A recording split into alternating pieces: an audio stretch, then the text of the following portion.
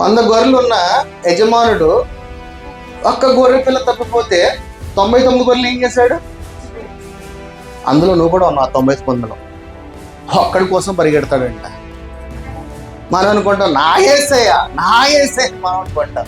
కానీ అదే యేసయ్య ఎవరి కోసం వెళ్తాడంట? చీకట్లో ఉన్న సంబంధుల కోసం వెళ్తాడు. ఈ రోజున మనం కూడా ఆయన స్వరూపంగా మనం ఉన్నాం అనుకుంటున్నాం. ఆయన స్వరూపం అంటే ఏంటి? శరీరం కాదు, ఆత్మ. ఆత్మ ఎలా ఉంటుందంట? ప్రేమై ఉంటుందంట. ఆత్మ ఫలము, మొట్టమొదటి ఫలం ఏంటి? ప్రేమ. మనలో ఉందా?